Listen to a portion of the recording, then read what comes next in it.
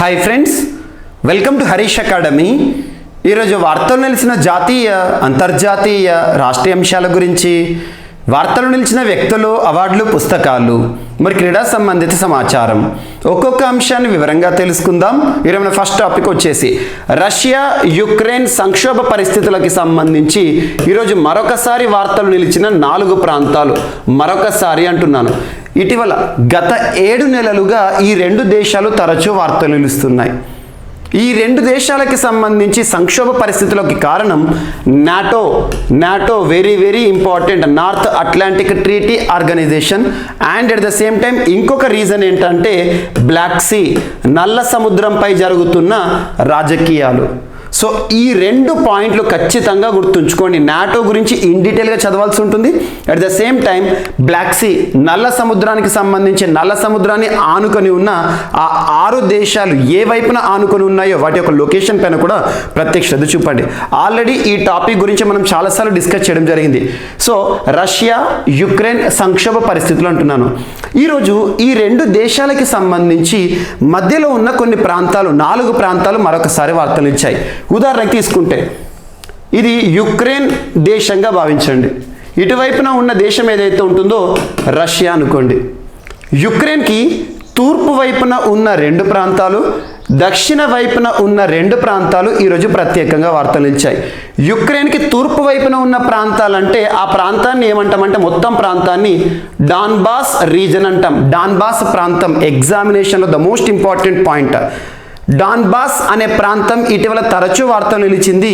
ఏ దేశానికి సంబంధించిందంటే యుక్రెయిన్కి సంబంధించి. యుక్రెయిన్కి తూర్పు వైపున డాన్బాస్ ప్రాంతం ఉంటుంది. డాన్బాస్, ఈ డాన్బాస్ ప్రాంతాన్ని కనుక మనం అబ్జర్వ్ చేస్తే ఇక్కడ 2 ప్రాంతాలు ఉంటాయి, డివైడెడ్ ఇంటూ 2. డాన్బాస్ ప్రాంతం అనేది 2 ప్రాంతాల కలయిక. ఇక్కడ లుహాన్స్ అనే ఒక ప్రాంతము, డొనెస్క్ అనే ఒక ప్రాంతం ఉంటుంది. డాన్బాస్ ప్రాంతాన్ని కనుక మనం అబ్జర్వ్ చేస్తే 2 ప్రాంతాల పేర్లు గుర్తుంచుకోండి, లుహాన్స్, డొనెస్క్. అండ్ దక్షిణ వైపున ఉన్న ప్రాంతాలు 2, ఒకటి జపోరిజియా అండ్ నెక్స్ట్ వచ్చేసి కేన్సర్. ఈ 4 ప్రాంతాలు ఏవైతే ఉంటాయి, ఈ 4 ప్రాంతాల్లో కూడా యుక్రెయిన్కి వ్యతిరేకులు నివసిస్తున్న ప్రాంతాలు. అంటే యుక్రెయిన్ అంటే పడని వారు, సింపుల్గా యుక్రెయిన్ దేశంలోనే ఉన్నారు కానీ అసమ్మతిగా ఉంటారు. ఎప్పుడు కూడా యుక్రెయిన్ అంటే కోపంగా ఉంటారు. వీరందరూ కూడా రష్యాకి మద్దతుదారులు. వీరందరి ఉద్దేశం కూడా ఈ ప్రాంతాలు, 4 ప్రాంతాల్లో నివసించే ప్రజలు ఎవరైతే ఉంటారో వారి మైండ్లో ఆలోచన ఒకటే, ఎప్పటికైనా స్వదేశంలో విలీనం కావాలి. మనందరికీ తెలుసు ఒకానొక సమయంలో మనకు యుఎస్ఎస్ఆర్ విచ్ఛిన్నం కాకముందు యుక్రెయిన్ అండ్ ప్రస్తుత రష్యా, వీటితో పాటు మిగిలిన కొన్ని దేశాలు Armenia, Azerbaijan, Tajikistan, Kazakhstan, Uzbekistan, ఇవన్నీ దేశాలు కలిసి యుఎస్ఎస్ఆర్గా ఉండేది. యుఎస్ఎస్ఆర్ విచ్ఛిన్నమైన తర్వాత దేశాలుగా దాదాపు 15 దేశాలుగా యుఎస్ఎస్ఆర్ అనేది బ్రేక్ డౌన్ అయిపోయింది. అంటే యుఎస్ఎస్ఆర్ విచ్ఛిన్నమైంది. అందులో 2 దేశాలు ఇప్పుడు ప్రస్తుతం కనుక చూస్తే రష్యా, యుక్రెయిన్. ఈ యుక్రెయిన్లో ఈ ప్రాంతాలు నివసించి 4 ప్రాంతాలు నివసించే ప్రజలందరూ కూడా రష్యాలో విలీనం కావాలని కోరుకుంటున్నారు. ఇప్పుడు రష్యా ఈ 4 ప్రాంతాల విషయంలో ఎందుకు వార్తల్లోకి వచ్చిందంటే ఈ 4 ప్రాంతాల్లో కూడా ప్రత్యేకంగా రెఫరెండంని నిర్వహించబోతోంది. రెఫరెండం అంటే ఏంటంటే ప్రజాభిప్రాయ సేకరణ. ప్రస్తుతం ఈ 4 ప్రాంతాలు కూడా రష్యా ఆధీనంలోకి వచ్చాయి. ఎందుకంటే గత ఫిబ్రవరి మాసం నుండి లాస్ట్ 7 మంత్స్ నుండి రష్యా యుక్రెయిన్ పైన చేస్తున్న దండయాత్ర మనం చూస్తున్నాం. సో ఇటువంటి పరిస్థితుల్లో ఈ ప్రాంతాలన్నింటినీ కూడా ఇప్పటికే రష్యా వారి ఆధీనంలో తీసుకుంది. కానీ లీగల్గా తీసుకోవాలని చెప్పేసి ఆలోచిస్తుంది. ఈ 4 ప్రాంతాలు ఏవైతే ఉంటే ఆ 4 ప్రాంతాల్లో రెఫరెండంని నిర్వహించాలని కోరుకుంటుంది. రెఫరెండం అంటే ప్రజాభిప్రాయ సేకరణ. ప్రజాభిప్రాయ సేకరణ గనక గెలిచారనుకోండి, ఆటోమేటిక్గా ఈ ప్రాంతాలు రష్యాలో భాగంగా చూడవచ్చు. ఇప్పటికే 2014 సంవత్సరంలో క్రిమియా అనే ఒక ప్రాంతాన్ని రష్యా కైవసం చేసుకుంది. ఈ 4 ప్రాంతాలు కూడా రష్యా ప్రజాభిప్రాయ సేకరణ ద్వారా కైవసం చేసుకునే అవకాశాలు ఉన్నాయని చెప్పేసి న్యూస్ పేపర్లో ఆర్టికల్స్ రావడం జరిగింది. ఆ ప్రాంతాలు ఏంటి అవన్నీ కూడా ఇప్పుడు లొకేషన్ మనం వివరంగా చూద్దాం. సో రష్యా రెఫరెండం పాచిక. యుక్రెయిన్లో 4 కీలక ప్రాంతాలను చేర్చుకునేందుకు ప్రజాభిప్రాయ సేకరణను నిర్వహించబోతోందట రష్యా. ఆ 4 ప్రాంతాలు, ఇదంతా యుక్రెయిన్, ఈ పక్కన ప్రాంతం అంతా కూడా రష్యా. సో ఇది తూర్పు వైపున ప్రాంతం, ఇది వచ్చేసేసి దక్షిణ వైపున ప్రాంతం. సో ఇక్కడ లుహాన్స్ అనే ఒక ప్రాంతం పేరు గుర్తుంచుకోండి, లుహాన్స్ అనే ప్రాంతం. నెక్స్ట్ డాన్బాస్ ప్రాంతం, డొనెస్క్. ఈ రెండు ప్రాంతాలు కలిస్తే డాన్బాస్ ప్రాంతం అంటాం. డాన్బాస్ గుర్తుంచుకోండి. ఇక కింద వచ్చేసేసి జపోరిజియా అండ్ ఇంకా కిందికి వచ్చేసి కేన్సర్ లేదా కేర్సన్ ప్రాంతాలు. ఈ 4 ప్రాంతాల్లో కూడా నివసించే ప్రజలు ఎవరైతే ఉంటారో వారు రష్యా వైపున చూస్తారు, రష్యా మద్దతుదారులు. సో మద్దతు ఉంది కాబట్టి ఇక్కడ ప్రజాభిప్రాయ సేకరణ చేసేయాలని చెప్పేసి రష్యా భావిస్తుంది. ప్రజాభిప్రాయ సేకరణ ద్వారా ఈ ప్రాంతాల్లో రష్యాలో విలీనం చేసుకోవాలని చెప్పేసి భావిస్తుందని చెప్పేసి ఒక ఆర్టికల్ రావడం జరిగింది. గుర్తుంచుకోండి, రష్యా యుక్రెయిన్కి సంబంధించిన సంక్షోభ పరిస్థితులకు సంబంధించి వార్తలు ఇచ్చిన ప్రాంతాలు ఏవైతే ఉంటాయో ఇటీవల జపోరిజియా తరచూ వార్తలకు వచ్చింది. Zaporizhzhia nuclear plant very very important. ఇటువంటివి ప్రత్యేకంగా చూడండి. రానున్న పోటీ పరీక్షలో రష్యా యుక్రెయిన్కి సంబంధించిన క్వశ్చన్స్ లేకుండా క్వశ్చన్ పేపర్ ఉండదు. ఇప్పటికే మన మిషన్ 100లో రష్యా యుక్రెయిన్కి సంబంధించి 4 వీడియోలను తీసుకురావడం జరిగింది. ఖచ్చితంగా ఆ వీడియోల నుండి క్వశ్చన్స్ వస్తాయి. సో ఇక్కడ చూద్దాం. పంతం నెగ్గించుకునేందుకు రష్యా కొత్త పాచిక వేసింది. ప్రస్తుతం తన నియంత్రణలో ఉన్న తూర్పు దక్షిణ యుక్రెయిన్ ప్రాంతాలు విలీనం చేసుకునేందుకు వడివడిగా అడుగులు వేస్తోంది. Donetsk, Luhansk and cancer and Zaporizhzhia ప్రాంతాలను అంతర్భాగాలుగా చేసుకునేందుకు ప్రజాభిప్రాయ సేకరణ రెఫరెండంని తెరపైకి తెచ్చింది. ఈ రెఫరెండము ఈ వారంలోనే జరగబోతున్నట్టుగా వార్తలు వస్తున్నాయి. ఈ ప్రాంతాలు ప్రత్యేకంగా చూడండి. ఆల్రెడీ దక్షిణ వైపున ఉన్న క్రిమియా దీవి ఏదైతే ఉంటుందో 2014 సంవత్సరంలోనే రష్యా కైవసం చేసుకుంది. ఇది ఒక పాయింట్ గుర్తుంచుకోండి. క్రిమియా ఎక్కడ ఉంది అని అంటారు, ఇది ఒకటి ఇంపార్టెంట్. అండ్ నల్ల సముద్రం పైన వెరీ వెరీ ఇంపార్టెంట్. నల్ల సముద్రానికి సంబంధించిన క్వశ్చన్స్ అడుగుతారు. నాటో గురించి ఇన్ డీటెయిల్గా చదవండి. ఆల్రెడీ ఆ టాపిక్ గురించి మనం ఇప్పటికే డిస్కస్ చేసాము, మరొకసారి చూడండి. ఇది ఒకటి ఇంపార్టెంట్. అండ్ నెక్స్ట్ వచ్చేసి తరచూ వార్తలు నిలుస్తున్న ఐఐటీల్లో ఒక ఐఐటి ఖరగ్పూర్ ఈరోజు మరొకసారి వార్తలు నిలిచింది. ఐఐటి ఖరగ్పూర్ శాస్త్రవేత్తలు ఒక అధ్యయనం యొక్క నివేదికను విడుదల చేశారు. కొన్ని గణాంకాలు విడుదల చేశారు. భారత్లో గణనీయంగా తగ్గిన sulphur dioxide SO2 sulphur dioxide తగ్గిపోయిందంట. సో ఐఐటి ఖరగ్పూర్ అధ్యయనం. భారత వాతావరణంలో సల్ఫర్ డయాక్సైడ్ స్థాయి 1980-2010 మధ్యకాలంతో పోలిస్తే తర్వాతి దశాబ్ది కాలంలో అంటే ఏంటి 2010-2020 అన్నట్టు 1980 నుండి 2010 మధ్యకాలంలోని సల్ఫర్ డయాక్సైడ్తో కాన్సన్ట్రేషన్తో కంపేర్ చేస్తే ప్రస్తుత దశాబ్దం అంటే 2010 నుండి 20 మధ్య కాలంలో తగ్గినట్లు సల్ఫర్ డయాక్సైడ్ కాన్సన్ట్రేషన్ తగ్గినట్లు ఐఐటి పరిశోధకులు ఒక అధ్యయనంలో చెప్పారు. బొగ్గు ఆధారిత విద్యుత్ ఉత్పత్తి కేంద్రాల ఉద్గారాల్లో సల్ఫర్ సమ్మేళనాలను తొలగించేందుకు చేపట్టిన చర్యలు, పర్యావరణ పరిరక్షణ కోసం తీసుకుంటున్న ఇతర నిర్ణయాలు అందుకు దోహదపడ్డాయి. తగ్గడానికి కారణం ఇక్కడ చెప్పాము. ఏమంటున్నారు? సో బొగ్గుకి సంబంధించి ఏవైతే ఉంటాయో బొగ్గు విద్యుత్ ఉత్పత్తి కేంద్రాలు ఉద్గారాలు తగ్గింపంట. అండ్ 1980-2020 మధ్యకాలంలో మన దేశంలో 51% సల్ఫర్ డయాక్సైడ్ బొగ్గు ఆధారిత విద్యుత్ కేంద్రాల నుంచే వెలువడిందని తెలపడం జరిగింది. నిర్మాణ రంగ కార్యకలాపాల వల్ల 29% SO2 వాతావరణంలోకి చేరిందని పేర్కొన్నారు. పర్యావరణంలో ఈ వాయువు స్థాయి అధికమైతే మానవుల ఆరోగ్యంపై ప్రతికూల ప్రభావం కూడా ఉంటుందంట. ఇదొకటి ఇంపార్టెంట్. సో ఐఐటి ఖరగ్పూర్కి సంబంధించిన అధ్యయనం. ఐఐటీల పైన క్వశ్చన్ లేకుండా క్వశ్చన్ పేపర్ ఉండదు, గుర్తుంచుకోండి. ఈరోజు మరొక ఐఐటి కూడా వార్తలు నిలిచింది. పర్యావరణ హిత పాలిథిన్ సంచులు, ఎకో ఫ్రెండ్లీ పాలిథిన్ బ్యాగ్లను సృష్టిస్తూ వార్తలు నిలిచింది ఐఐటి రూర్కీకి సంబంధించిన శాస్త్రవేత్త అంటే ఐఐటి రూర్కీ అని గుర్తుంచుకోండి సరిపోతుంది. సో పర్యావరణ హిత పాలిథిన్ సంచుల తయారీ కోసం ఐఐటి రూర్కీకి చెందిన ప్రొఫెసర్ పిబి కుందు సరికొత్త సాంకేతికతను ఆవిష్కరించారు. థర్మోప్లాస్టిక్ స్టార్చ్ అనే ప్రత్యేక సమ్మేళనాన్ని అభివృద్ధి చేశారు. ఇది ఇంపార్టెంట్. థర్మోప్లాస్టిక్ స్టార్చ్ అనేది పర్యావరణ హిత పాలిథిన్ అంట. తక్కువ సాంద్రతతో కూడిన పాలిఇథిలిన్తో దాన్ని కలపడం ద్వారా జీవ విచ్ఛిన్నకర పాలిథిన్ సంచులను తయారు చేయడం సాధ్యం కానుందంట. సంబంధిత సాంకేతికతను నోయిడాకు చెందిన అగ్రెసర్ ఇన్నోవేటివ్స్ LLP అనే కంపెనీకి బదిలీ చేశామని ఐఐటి చెప్పింది. జస్ట్ గుర్తుంచుకోండి, ఈ హెడ్డింగ్ గుర్తుంచుకోండి చాలు ఐఐటీలకు సంబంధించి. ఇటీవల తరచూ ఐఐటీలో వార్తలు నిలుస్తున్నాయి. ఐఐటీల గురించి క్వశ్చన్ లేకుండా క్వశ్చన్ పేపర్ ఉండదు. ఇప్పటికే ఐఐటీలకు సంబంధించిన సంపూర్ణ సమాచారాన్ని మిషన్ 100లో తీసుకొచ్చాను. అండ్ ఇక్కడ ఐఐటీలకు సంబంధించి అబ్జర్వ్ చేస్తే ఐఐటి మద్రాస్ పైన ఎక్కువగా ఫోకస్ చేయండి. IIT Madras iRAD integrated road accident database, iRAD important.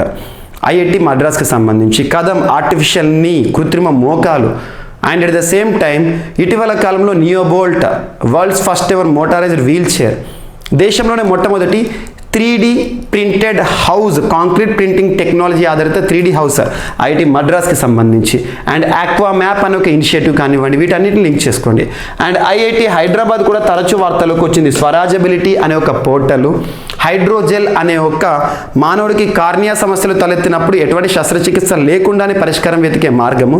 And at the same time ఇటీవల సుజుకి ఇన్నోవేషన్ సెంటర్, దేశంలోని మొట్టమొదటి biobrick based house IIT Hyderabad. And IIT Bombay విషయానికి వస్తే nano sniffer or anti hail gun అనే అంశం, nano sniffer and anti hail gun రెండు కూడా. Nano sniffer అంటే పేలుడు పదార్థం, యాంటీ హేల్ గన్ క్యానన్స్ అంటే ఏంటంటే వడగళ్ళ వానకి నాశనం కాకుండా, పంట నష్టం కాకుండా తీసుకున్న చర్య, ఒక గన్.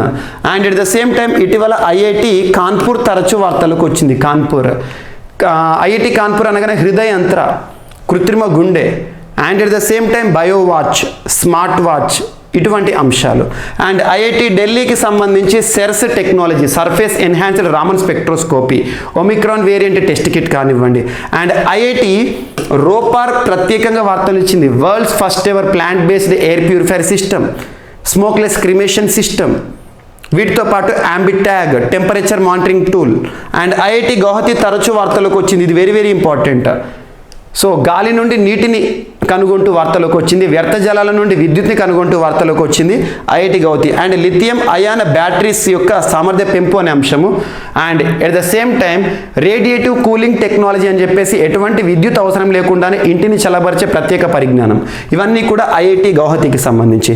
అండ్ ఐఐటి ఖరగ్పూర్, ఈరోజు వార్తలోకి వచ్చిన ఐఐటి ఖరగ్పూర్ ఏదైతే ఉంటుందో బీటిల్ నట్ ఆయిల్ ఎక్స్ట్రాక్షన్, ఇటువంటి అంశాలు, వీటన్నిటి లింక్ చేస్తూ చూడండి. సో ఐఐటీలు ఈరోజు రెండు వార్తలోకి వచ్చినాయి, ఐఐటి రూర్కీ ఒకటి, ఐఐటి ఖరగ్పూర్ ఒకటి. నెక్స్ట్ వచ్చేసి ఐఎన్ఎస్ విజయ్ అంటే ఇండియన్ నేవల్ షిప్. సో మనకి ఇండియన్ నేవీకి సంబంధించి కమిషన్ చేయబడిన నావెల్ షిప్ల గురించి, డీకమిషన్ చేయబడిన నావెల్ షిప్ల గురించి ప్రత్యేకంగా చూడండి.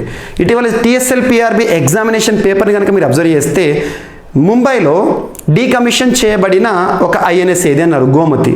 సో ఇక్కడ కూడా చూడండి, ఇక్కడ డీకమిషన్ అంటే దాని యొక్క సేవలను ముగించడం, కమిషన్డ్ అంటే ఏంటంటే ఈరోజు సేవలను ప్రారంభించడం. ఉదాహరణకు తీసుకుంటే లాస్ట్ మనం ఒక 10 days 15 days back INS Vikrant చూసాము. భారతదేశంలో మొట్టమొదటి తొలి స్వదేశీ పరిజ్ఞానంతో తయారు చేయబడిన విమాన వాహక నౌక ఐఎన్ఎస్ విక్రాంత్. కమిషన్డ్ అంటే దాని సేవలు ప్రారంభించబోతున్నాం. డీకమిషన్ అంటే ఏంటంటే సుదీర్ఘంగా గత కొన్నేళ్లుగా సేవలు అందిస్తున్న, ఇండియన్ నేవీలో సేవలు అందిస్తున్న ఒక షిప్కి వీడుకోలు, రిటైర్మెంట్ ఇవ్వడం అన్నట్టు. ఈరోజు ఐఎన్ఎస్ విజయ్ దాదాపు 32 సంవత్సరాల తరువాత దీని యొక్క సేవలను ముగించడం జరిగింది. దీన్ని డీకమిషన్ చేయడం జరిగింది, అంటే వర్కింగ్లో ఉంది, ఇప్పటి నుండి దీని సేవలు మనం తీసుకోమన్నట్టు. 1990లో దీని యొక్క సేవలను ప్రారంభించారు, ఇదొకటి ఇంపార్టెంట్. ఎక్కడ మరి దీన్ని డీకమిషన్ చేయడం జరిగిందంటే నావల్ డాక్యార్డ్. ఎక్కడుంది నావల్ డాక్యార్డ్ అంటే ముంబై, మహారాష్ట్ర. ఇవి గుర్తుంచుకోండి, ప్రత్యేకంగా అడుగుతారు. మజగావ్ డాక్యార్డ్ ఎక్కడ ఉంది అంటారు, కొచ్చి షిప్ యార్డ్ లిమిటెడ్, ఇటీవల మనకు ఐఎన్ఎస్ విక్రాంత్, ఇటువంటి ఖచ్చితంగా ఇంపార్టెంట్. నెక్స్ట్ ఆస్కార్కి సంబంధించి చలనచిత్ర రంగంలోనే ప్రతిష్టాత్మక పురస్కారాలు ఆస్కార్స్. అటువంటి Oscars coming Oscar event 95th celebrations, అటువంటి ఆస్కార్లో భారతదేశం నుండి అఫీషియల్గా ఎంట్రీ పొందిన చిత్రంగా చెల్లో షో అనే ఒక సినిమా వార్తలకు వచ్చింది. 9 ఏళ్ల వయసులో సినిమాతో ప్రేమలో పడిన కుర్రాడి కథకు ఆస్కార్ అవకాశం దక్కింది. గుజరాత్లోని ఓ మారుమూల పల్లెటూరులో జరిగే కథతో తెరకెక్కిన చిత్రమే చెల్లో షో. ఈ సినిమా 95వ ఆస్కార్ పురస్కారాల కోసం మన దేశం నుంచి అఫీషియల్గా ఎంపికైంది. ఆర్ఆర్ఆర్ అంటే మనకు రీసెంట్గా తెలుగు సినిమా ఆర్ఆర్ఆర్ మరియు ది కాశ్మీర్ ఫైల్స్ వంటి 13 చిత్రాలను దాటుకొని బరిలోకి దిగింది. మాస్టర్ భవిన్ రబరి ప్రధాన పాత్రలో తన బాల్య జ్ఞాపకానికి సినిమాగా మలిచారు. గుర్తుంచుకోండి, చెల్లో షో గుర్తుంచుకోండి. ఆస్కార్ బరిలో ఆర్ఆర్ఆర్ కానివ్వండి, కాశ్మీరీ ఫైల్స్, చాలామంది ఎక్స్పెక్ట్ చేశారు ఆస్కార్ బరిలో ఉంటాయని. ఇక అఫీషియల్గా ఆస్కార్ బరిలో లేనట్టే. కాకపోతే అంతర్జాతీయ కేటగిరీలో వీటికి అవకాశం ఉంటుంది. ఉదాహరణకి ఆర్ఆర్ఆర్ తీసుకున్నాం అనుకోండి, లాస్ ఏంజలీస్లో దాదాపు మినిమం 1 week ప్రదర్శించడం జరిగింది. And at the same time సినిమాకి హిందీ, ఇంగ్లీష్ సబ్ టైటిల్స్ కూడా ఇచ్చారు. కొన్ని కండిషన్స్ ఉంటాయి. అఫీషియల్గా ఎంట్రీ లేకపోయినా కూడా అంతర్జాతీయ చిత్రం కేటగిరీలోకి ఎంట్రీ కావచ్చు. ఇంకా ఆర్ఆర్ఆర్కి దారులు ఉన్నాయి. అంటే అలాని కాదు, ఇక్కడ ఏవైతే ఆస్కార్ బరిలో ఉండే 13 సినిమాలు అన్నామో వాటి అన్నిటి కూడా ఇంపార్టెంటే. సో ఒక సినిమా మాత్రం అఫీషియల్గా ఎంట్రీ అయింది. అండ్ నెక్స్ట్ ఇటీవల ప్రాజెక్ట్ చీతా గురించి మనం చూడడం జరిగింది. ప్రాజెక్ట్ చీతా ప్రాజెక్ట్ చీతా అనేది ఇప్పుడు కాదు మనం డిస్కస్ చేస్తుంది, గత 6 నెలల నుండి డిస్కస్ చేస్తున్నాం. భారతదేశంలో చిరుతల ప్రవేశం పునఃప్రవేశం అని చెప్పేసేసి నమీబియా నుండి 8 చిరుతలను మనం తీసుకువచ్చాము. 8 female 3 male, 5 female 3 male, 8 cheetahs మొత్తము. వాటిని కునో జాతీయ పార్క్లో ప్రొటెక్ట్ చేస్తున్నాం. కునో జాతీయ పార్క్లో మొన్న సెప్టెంబర్ 17 రోజున భారత ప్రధాని నరేంద్ర మోదీ గారి చేతుల మీదుగా కునో జాతీయ పార్క్ మధ్యప్రదేశ్లో వాటిని ప్రవేశపెట్టడం జరిగింది. ప్రపంచంలోనే మొట్టమొదటిసారి అత్యంత అద్భుతమైన అంశం ఏంటంటే ఇంటర్ కాంటినెంటల్, ఒక ఖండం నుండి ఇంకొక ఖండానికి వన్యమృగాలను తరలించడం అతిపెద్ద ఆపరేషన్ ఇది. అటువంటి ప్రాజెక్ట్ చీతా గొప్ప. అండ్ ఇంకోటి ఏంటంటే కునో జాతీయ పార్క్ గుర్తుంచుకోండి, ఈ చీతాస్కి 8 చీతాస్కి పేర్లు ఉన్నాయి. ఆ పేర్ల గురించి చూడండి ఒకసారి. వాటి పేర్లు ఏంటంటే ఫ్రెడ్డీ, ఆల్టన్, సావన్నా, సాషా, ఓబాన్, ఆషా, సిబిలి, సైసా. ఈ చీతాలకు పేర్లు ఎందుకంటే ప్రత్యేకం, అవి వాటికి పేర్లు ఉన్నాయి. ఈ చీతాలను సంరక్షిస్తున్నారు అటవీ అధికారులు, ప్రత్యేక నిఘా వేస్తున్నారు. And at the same time ఈ చీతాల సంరక్షణ కోసం సరిహద్దు వెంట 2 ఏనుగులను కూడా రక్షణ కవచంలో ఉంచారు. సో కునో జాతీయ పార్క్లో ఇతర వన్యప్రాణుల నుంచి చీతాలకు రక్షణగా గజరాజులు పహారా కాస్తుండటం విశేషం. చీతాలను కాపాడడానికి గజరాజులు 2 పహారా కాస్తున్నాయి. So Narmadapuram Satpura tiger reserve forest నుంచి లక్ష్మి మరియు సిద్ధాంత్, ఈ 2 ఏనుగులు, లక్ష్మి సిద్ధాంత ఏనుగులను ప్రత్యేకంగా ఈ పని కోసమే ఇక్కడ తీసుకువచ్చారు. సిద్ధాంత్కు 30 ఏళ్ళు, లక్ష్మికి 25. గస్తీ విధుల్లో ఈ గజరాజులకు సుదీర్ఘ అనుభవం ఉంది. నెల రోజుల క్రితమే వీటిని ఇక్కడికి తరలించారు. చీతాలు రాకముందు వాటికి కేటాయించిన ప్రత్యేక ఎంక్లోజర్లోకి ప్రవేశించిన 4 చిరుతలను తరిమి కొట్టడంలో ఇవి కీలక పాత్ర పోషించాయి. యాక్చువల్లీ ఇక్కడ లెపర్డ్స్ అన్నట్టు, అవి లెపర్డ్స్ వేరు, చీతాస్ వేరు. మీకు ఆల్రెడీ చాలాసార్లు డిస్కషన్ చెప్తున్నాను, leopards are different, cheetahs are different. And గజరాజులు చీతాకి సంరక్షణ అని గుర్తుంచుకోండి. సో చీతాస్ ఏంటంటే దాని యొక్క ప్రత్యేకత ఏంటంటే ఎటువంటి టెంపరేచర్కైనా, ఎటువంటి క్లైమాటిక్ కండిషన్స్కైనా ఈజీగా అడాప్ట్ అవుతాయి, ఈజీగా అలవాటు అయిపోతాయి. సో ఇక్కడ ఫారెస్ట్ అధికారులు ఏం చెప్పారంటే 2 రోజుల్లోనే ఈ ఆఫ్రికా చీతాలు, నమీబియా చీతాలు భారతదేశంలో మన వాతావరణానికి అలవాటు పడ్డాయి, ఇక వాటి గురించి టెన్షన్ పడని అవసరం లేని చెప్పి చెప్పారు. కానీ మిగతా జీవులు ఉంటాయి కదా, వేరే జీవులు, టైగర్స్ కానివ్వండి, వేరే వేరే వన్యమృగాలు ఏవైతే ఉంటాయి ఫారెస్ట్ ఏరియా, వాటి నుండి ఈ చీతాలను కాపాడడానికి పహారాగా ఏనుగులను పెట్టారు. లక్ష్మీ సిద్ధాంత్, ఇది ఒకటి ఇంపార్టెంట్. అండ్ మీట నొక్కితే ఉచితంగా బ్రెడ్ అని చెప్పేసి యూఏఈకి సంబంధించి దుబాయ్ పాలక వర్గం వార్తలు నిలిచింది. పేదరికం కానివ్వండి, ఎవరైతే సమయానికి ఫుడ్ దొరకక ఇబ్బంది పడుతున్నారో వాళ్ళని దృష్టిలో ఉంచుకొని. సో అన్నార్తులు ఎవరు ఆకలితో నిద్రపోకూడదంటూ యూఏఈ ఉపాధ్యక్షుడు మరియు ప్రధాని షేక్ మహమ్మద్ బిన్ రషీద్ అల్ ముక్తుమ్ ఇచ్చిన పిలుపు మేరకు ఆ దేశ ప్రభుత్వం ప్రత్యేక చర్యలను చేపట్టింది. దుబాయ్ నగర వ్యాప్తంగా ఉచిత ఆహారాన్ని అందించే ఒక ప్రత్యేకమైన వెండింగ్ మిషన్లను ఏర్పాటు చేసింది. అవసరం ఉన్నవారు ఈ మిషన్లలో మీటర్ నొక్కితే ఆ మీటర్ నొక్కిన 1 నిమిషంలోనే వేడివేడి బ్రెడ్ను తయారు చేసి అందిస్తాయంట. అందరికీ బ్రెడ్ పేరిట ఈ కార్యక్రమాన్ని ప్రారంభించింది Dubai. Same automated teller machine లాగానే, ఏటీఎం మిషన్ లాగానే ఆకలితో ఉన్నప్పుడు డైరెక్ట్ దానికి డబ్బులు చెల్లించాల్సిన అవసరం లేదు, డైరెక్ట్గా మీటర్ నొక్కేస్తే మనకు కావాల్సిన బ్రెడ్ వస్తుంది. సో అటువంటిది. సో ప్రత్యేకంగా దుబాయ్లో ఇటువంటి ఇనిషియేటివ్, ఆకలితో ఎవరు కూడా అలమటించకూడదని చెప్పేసి తీసుకున్న చర్య. దుబాయ్ ఎగ్జామ్లో అడగవచ్చు, గుర్తుంచుకోండి. ఇటువంటి అంశాలు వార్తలు ఇచ్చినప్పుడు మన ఇండియాకి సంబంధించి కూడా లింక్ చేసుకోండి. భారతదేశంలో ఇటీవల గ్రెయిన్ ఏటీఎం, దేశంలోనే మొట్టమొదటి గ్రెయిన్ ఏటీఎం గురుగ్రామ్ సిటీలో ఇన్స్టాల్ చేశారు. గురుగ్రామ్ అంటే హర్యానా రాష్ట్రం. అంటే ration public distribution system, ration ఉంటుంది కదా, బియ్యం కానివ్వండి, వీటి నిత్యావసరాలు ప్రజలకు అందించడానికి గ్రెయిన్ ఏటీఎం సర్వీసెస్ ఇస్తుంది. అండ్ నెక్స్ట్ తొలిసారి, first time in Indian history, తొలిసారి ఆర్మీ డే పరేడ్ ఏదైతే ఉంటుందో అదర్ దాన్ ఢిల్లీలో నిర్వహిస్తున్నారు, మహారాష్ట్రకు తరలిస్తున్నారు. సో తొలిసారి ఢిల్లీ బయట ఆర్మీ పరేడ్ డే. ఢిల్లీ బయట ఆర్మీ పరేడ్ డే అంటే ఎప్పుడు వస్తుంది? జనవరి 15th, గుర్తుంచుకోండి. ప్రతి ఏటా జనవరి 15న నిర్వహించే ఆర్మీ డే పరేడ్ను తొలిసారి ఢిల్లీ బయట నిర్వహించాలని ఇండియన్ ఆర్మీ నిర్ణయించింది. వచ్చే ఏడాది దక్షిణ కమాండ్ ఏరియా ప్రధాన కార్యాలయం ఉన్న మహారాష్ట్రలోని పూణేలో పరేడ్ను నిర్వహించనున్నట్టు తెలుస్తున్నది. దేశానికి స్వాతంత్రం వచ్చాక మొదటి కమాండర్ ఇన్ చీఫ్ నియమితులైన రోజున ప్రతి ఏటా ఆర్మీ డేని నిర్వహిస్తున్నారు. ఇది గుర్తుంచుకోండి, జీకే పాయింట్ ఆఫ్ వ్యూ ఇది. And lieutenant general KM Cariappa 1949 జనవరి 15వ తేదీన మొదటి కమాండర్ ఇన్ చీఫ్గా నియమితులయ్యారు. దీంతో ప్రతి ఏటా ఢిల్లీ కంటోన్మెంట్లోని కరియప్ప పరేడ్ గ్రౌండ్లో ఆర్మీ డే పరేడ్ని నిర్వహించడం జరుగుతుంది. ఇది ఇంపార్టెంట్. ఆర్మీ డే పరేడ్ మొదటిసారి ఢిల్లీ బయట అని గుర్తుంచుకోండి. అండ్ నెక్స్ట్ పర్జీవరెన్స్ రోయర్ వార్తలోకి వచ్చింది. పర్జీవరెన్స్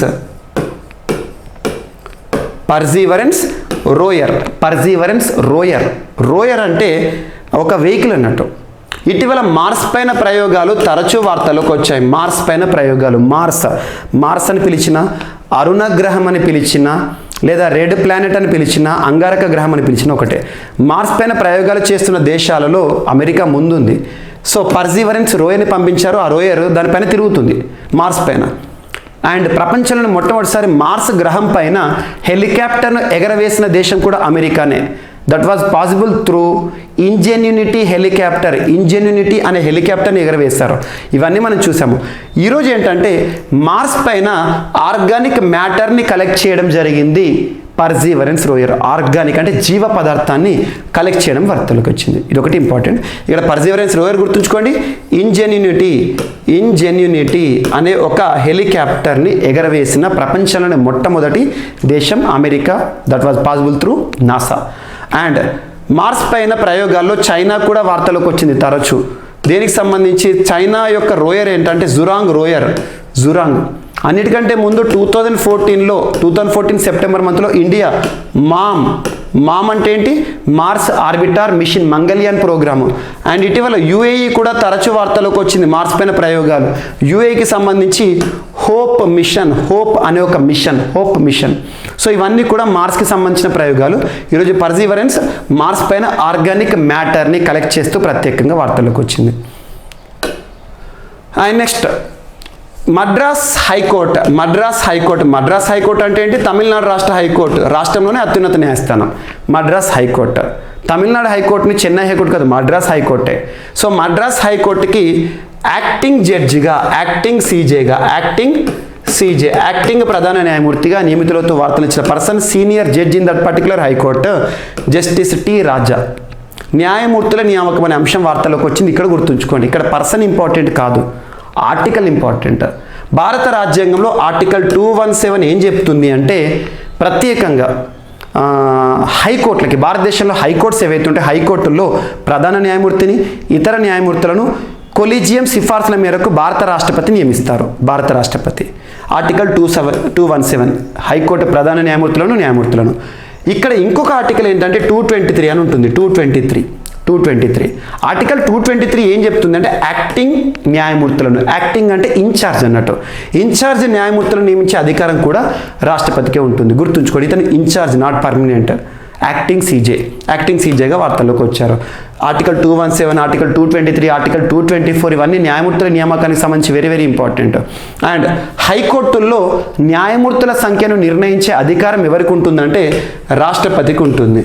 అండ్ సుప్రీంకోర్టు, భారతదేశంలోనే అత్యున్నత న్యాయస్థానం సుప్రీంకోర్టులో న్యాయమూర్తుల సంఖ్యను నిర్ణయించే అధికారం ఎవరికి ఉంటుందంటే పార్లమెంటుకు ఉంటుంది. ఈ 2 పాయింట్లు గుర్తుంచుకోండి, very very important. Coming competitive ఎగ్జామినేషన్లో అడగవచ్చు కూడా.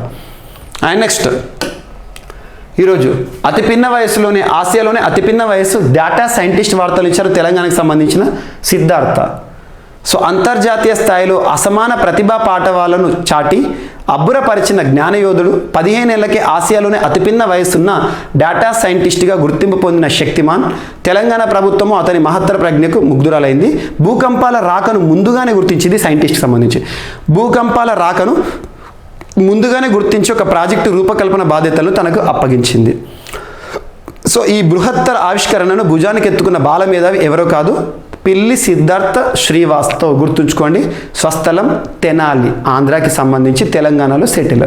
సో గుర్తుంచుకోండి, సూపర్ సిద్ధార్థ అని చెప్పేసి ఒక ఆర్టికల్ రావడం జరిగింది. ఇదంతా కూడా మనకు సంకల్ప్ మ్యాగజైన్, నేను రాస్తున్న సంకల్ప్ మ్యాగజైన్ ఏదైతే ఉంటుందో సంకల్ప్ మ్యాగజైన్లోని క్లిప్పింగ్స్ ఇవి. అండ్ నెక్స్ట్ ఈరోజు వార్తలో నిలిచిన మరొక పర్సన్ సోవియట్ కాస్మోనాట్, అంటే ఒకప్పుడు యుఎస్ఎస్ఆర్కి సంబంధించిన అంతరిక్ష పరిశోధకుడు అని చెప్పొచ్చు. సో వ్యోమగామి అంటాం మనం. తను మరణిస్తూ వార్తలు ఇచ్చారు. వ్యాలరీ పోలియాకోవ్. గుర్తుంచుకోండి, వ్యాలరీ పోలియాకోవ్ ఇటీవల మరణిస్తూ వార్తలు ఇచ్చారు. ఎవరు తనంటే కాస్మోనాట్, సోవియట్ కాస్మోనాట్ అని గుర్తుంచుకోండి. అనారోగ్య సమస్యలు, వృద్ధాప్య సమస్యల కారణంగా 90 సంవత్సరాలని మరణించారు. అండ్ నెక్స్ట్ ఈరోజు వార్తలు ఇచ్చిన రుబెల్ హుస్సేన్ రుబెల్ హుస్సేన్ బంగ్లా క్రికెటర్, బంగ్లా బౌలర్, బంగ్లాదేశ్ సంబంధించిన అంతర్జాతీయ క్రీడాకారుడు, క్రికెటర్, ఒక ప్రముఖ బౌలర్, బంగ్లాదేశ్ సంబంధించిన ప్రముఖ బౌలర్. తను టెస్టులకి వీడ్కోలు పలుకుతూ వార్తలించారు, టెస్ట్ మ్యాచ్ల నుండి వీడ్కోలు పలుకుతూ వార్తలించారు. అండ్ ఇటీవల క్రీడలకి సంబంధించి వీడ్కోలు పలుకుతూ వార్తలించిన క్రీడాకారులు ఎవరైతే ఉంటారో వారి ఏ రంగము, ఏ దేశము, ఏ క్రీడ గుర్తుంచుకోండి సరిపోతుంది. సో రుబెల్ హుస్సేన్ బంగ్లాదేశ్ క్రికెటర్, అంతర్జాతీయ క్రికెటర్, టెస్ట్ మ్యాచ్ల నుండి వీడ్కోలు పలుకుతూ వార్తలు ఇచ్చారు, అంటే క్రికెట్కి వీడ్కోలు. సో ఇవి ఈరోజు వార్తలు నిలిచిన అంశాలు. రష్యా రెఫరెండం అనే అంశం వార్తలోకి వచ్చింది. 4 ప్రాంతాలు గుర్తుంచుకోండి, వీటితో పాటు నాటో అండ్ బ్లాక్ సీ గుర్తుంచుకోండి. అండ్ నెక్స్ట్, భారత్లో గణనీయంగా తగ్గిన సల్ఫర్ డయాక్సైడ్ స్థాయి అని చెప్పేసి ఐఐటి ఖరగ్పూర్ శాస్త్రవేత్తలు చేసిన ప్రత్యేక అధ్యయనం. అండ్ పర్యావరణహిత పాలిథీన్ సంచులు, థర్మోప్లాస్టిక్ స్టార్చ్ అనే అంశంతో ఐఐటి రూర్కీ వార్తలోకి వచ్చింది. అండ్ నెక్స్ట్, ఐఎన్ఎస్ అజయ్ వీడ్కోలు సంబంధిత అంశం డీకమిషన్ చేయబడుతూ వార్తలు వచ్చింది ముంబైలో. అండ్ ఆస్కార్ బరిలో చెల్లో షో అనే ఒక మూవీ వార్తలోకి వచ్చింది, గుజరాతీ మూవీ. అండ్ కొత్త ఇంటికి అలవాటు పడ్డాయి అని చెప్పేసి ఒక ఆర్టికల్, చీతాస్, భారతదేశానికి వచ్చిన చిరుతలు ఏవైతే ఉంటాయో వాటిని సంరక్షించడానికి ఏనుగులు, వాటి యొక్క సంరక్షణ బాధ్యతలకు సంబంధించిన అప్డేట్. అండ్ దుబాయ్, యుఏఈ ప్రభుత్వం అన్నార్థులకు ఆకలితో ఇబ్బంది పడకూడదని చెప్పేసి ప్రత్యేకంగా తీసుకొచ్చిన మిషన్స్. తొలిసారి భారతదేశ చరిత్రలో మొట్టమొదటిసారి ఢిల్లీ బయట ఆర్మీ డే పరేడ్ జరగబోతుందంట. అండ్ నెక్స్ట్, పర్సీవరెన్స్ రోయర్, అమెరికాకి సంబంధించి, నాసా వారికి సంబంధించి మార్స్ పైన ఆర్గానిక్ మ్యాటర్ని కలెక్ట్ చేస్తూ వార్తలు ఇచ్చింది, జీవ పదార్థం పైన అధ్యయనం. And justice T Raja, person important కాదు, మద్రాస్ హైకోర్టుకి యాక్టింగ్ సీజేగా అపాయింట్ అయ్యారు. ఆర్టికల్ 223, రాజ్యాంగంలోని article 223 important. And next, Siddhartha ఆసియాలోనే అతిపిన్న వయస్సు డేటా సైంటిస్ట్గా వార్తలోకి వచ్చాడు. And next, Soviet cosmonaut Valery Polyakov మరణిస్తూ వార్తలు నిలిచారు. అండ్ రుబెల్ హుస్సేన్ బంగ్లాదేశ్ అంతర్జాతీయ క్రికెట్ క్రీడాకారుడు వీడ్కోలు సంబంధిత అంశంతో వార్తలోకి వచ్చాడు. సో ఇవి ఈరోజు వార్తలు నిలిచిన అంశాలు. మిస్లేనియస్ అంశాలు ఏమైనా మిగిలిపోతే మాత్రం రేపటి క్లాస్లో జోడించి నేర్చుకుందాం. రేపు మళ్ళీ కలుద్దాం. Thank you.